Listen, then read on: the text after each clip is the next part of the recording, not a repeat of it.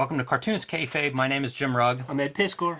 Before we begin, Ed, some quick business. I have a Kickstarter up right now for Autobio 1976, the world's first blacklight comic book. It stars the Russian underground superhero sensation Autobio, and it's basically the Russian underground character brought to the American underground comic scene in the 70s. And this is not vaporware. The comic is finished. The comic is ready to go. Jimmy just needs to know how many of you guys want the thing, man, so support that Kickstarter. Absolutely. Right now I'm serializing my splatterpunk outlaw gory violent comic called Red Room. Putting it out every Tuesday on Patreon. There's close to 24 pages up there right now. I put at least 2 every Tuesday, plus a lot of back matter and behind the scenes stuff. In a tradition of Faust, in a tradition of Crow. If you dig that sort of thing, here's what I drew. Here's what I drew a day or two ago. If you want to see how this character got that way, you probably would want to subscribe there. It's going to see the light of day in other forms. It's going to be in print. It's going to be maybe a digital comic. This is for the early adopters, man. Plunk down $3, you get that access. But the task at hand, man, we're talking Sam Glanzman and Jimmy. Tim Truman brought up the name Sam Glanzman. He's got some of his drawing implements. Got a little sketch that Sam Glanzman drew for him. I know Sam Glanzman from the Haunted Tank from GI Combat, and I'm not sure what we're looking at right here. Well, this is perfect then, Ed. Part of the reason I wanted to talk about these are both published by Dover Books, who recently declared bankruptcy, or Chapter 11. I can't remember the technical terms for it, but it made me think, like, if these are going away or being liquidated, here's a heads up to the Kayfabers out there that they may want to track these down. Dover Books published about 40 graphic novels over the last 5 years. Some interesting stuff, things like Puma Blues. The completed Puma Blues is an example of what they've done.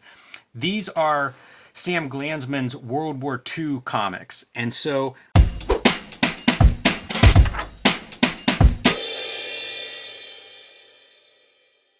we'll start with USS Stevens. This is the one that Timothy Truman mentioned, and it kind of put the book back on my nightstand. This is a beautiful edition. It has all kinds of extra materials. We'll flip through a few of those things. So you see Sam Glanzman on the left there with Joe Kubert. A lot of these comics appeared in the war comics that Joe Kubert was editing.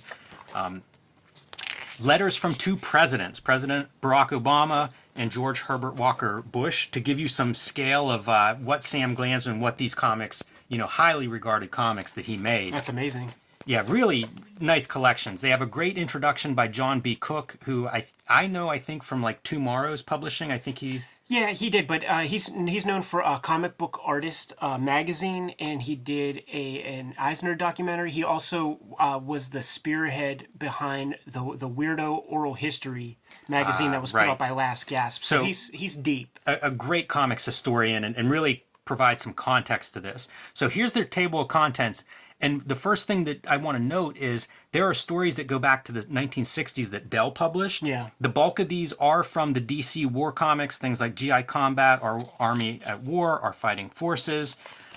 Those run through mostly the 70s, and then he does some stuff with these stories in Marvel Comics in the 80s. So pretty remarkable that they're able to assemble all of these comics from these different publishers into one volume. Yeah, you would think that just that legwork alone would be a fucking nightmare. Yeah, and so I actually asked the editor of this, Drew Ford, about that, and basically he reached out to these publishers, with the idea that, like, these are Autobio comics. These are Sam Glanzman's stories of his experience in the Pacific theater of World War II. And so that's what I think is exciting about these comics, is that Autobio element. And according to, I think, John Cook's intro, about 90% of these comics come from Sam Glanzman's witnessing them, from firsthand experience. And the part that's different is they're not written as like a first-person narrator. It's much more, it's a war story. It just happens to be war stories and moments and scenes that Glanzman saw happen. So it really creates this vivid experience of what life was like on a destroyer in World War II from somebody that was on that destroyer in World War II and just happened to be a world-class cartoonist. This is awesome because I never thought of him as a writer in any way, shape, or form. He was always drawing stories written by Bob Kanigher in everything that I read. And fucking Bob Kanigher has four different stories that he writes 400 different ways. Look at how great that sub is underwater, you know, the shadows of like the line work from the water on top of it. Yeah, how do you do that in black and white line reproduction? Sam Glanzman's going to show you how. So This is Milt Caniff, kind of chiaroscuro water texture, so he probably was looking at Old Terry and the Pirates, like, as a and fan. absolutely beautiful, like all the planes and stuff, the flying, the dogfights and the kamikaze pilots. Really gorgeous stuff. You know, was a whole genre forever. I mean, through the 50s, 60s, and 70s, war comics were a gigantic part of comics, and this is a tour de force of making those comics, and a guy who can really draw. Truman praised his ability of being authentic with the stuff he's drawing, from like gun turrets to, you know, rivets and all these little details that made up the ships and the landscape of where these stories take place. It's just a standout collection.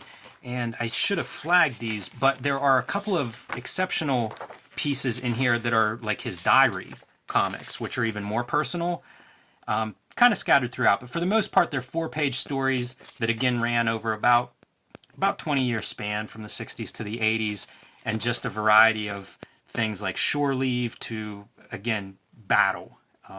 It's a pretty remarkable experience reading these things. Let me say this, too. The art is, because it's not all under the editorial fist of Joe Kubert, this art is unlike any Sam Glanzman art I've ever seen, because the Kubert helm stuff from GI Combat, in at least the years that I've checked it out, and I have a ton of that shit. Yeah. It's Joe Kubert strokes all over it. Like, Joe Kubert would do inking all over his work and make it look closer to Joe Kubert than the stuff that I'm seeing here.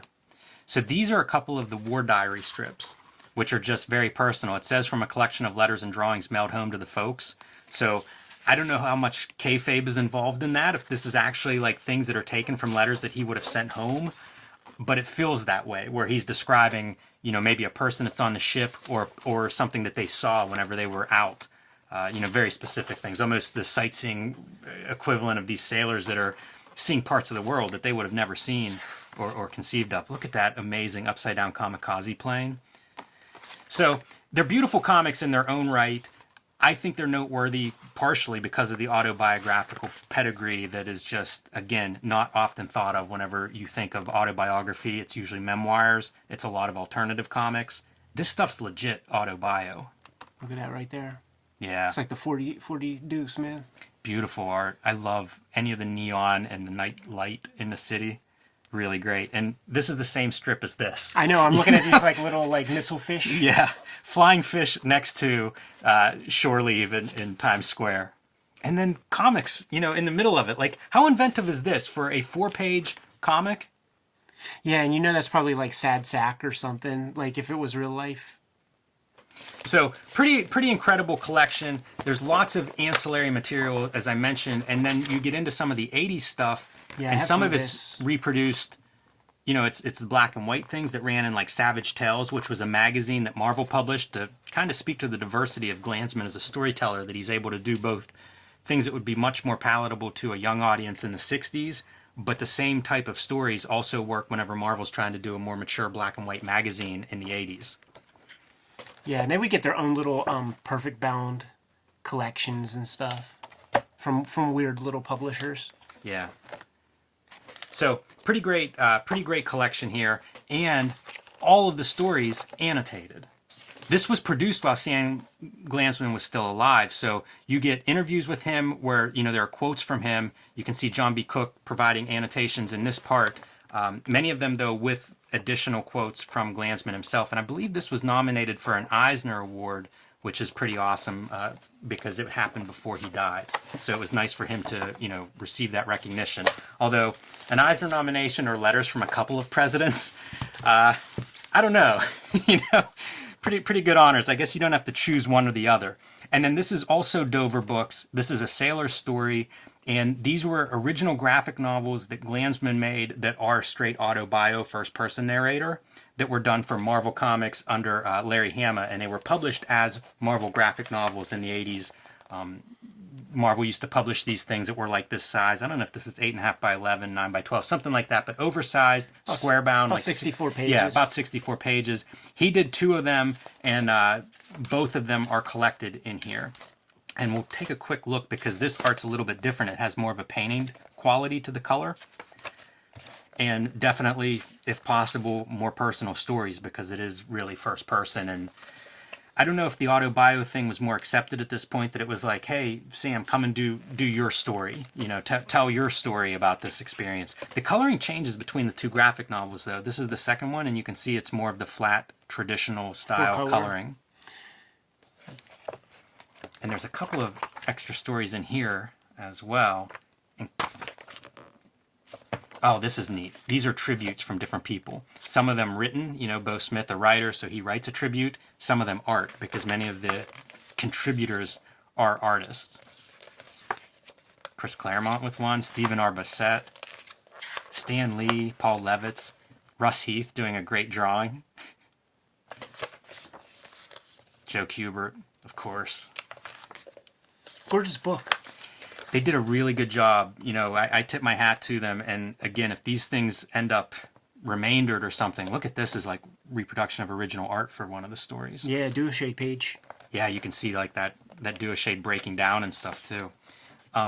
You know, if these things show up somewhere or if they become impossible to get, I figured it was time to do something and just kind of show these off. If you're into war comics, these are pretty interesting. As you say, different than your typical Joe Kubert looking war comics that I often think of when I think of that genre. And the Joe Kubert looking Sam Glanzman war comics. And, you know, we've heard several people cite him as being an exceptional cartoonist. So everybody out there, you have been warned. Evidence on the page right there, man. But we got a lot of video to shoot, Jimmy. Give them some Kickstarter intel.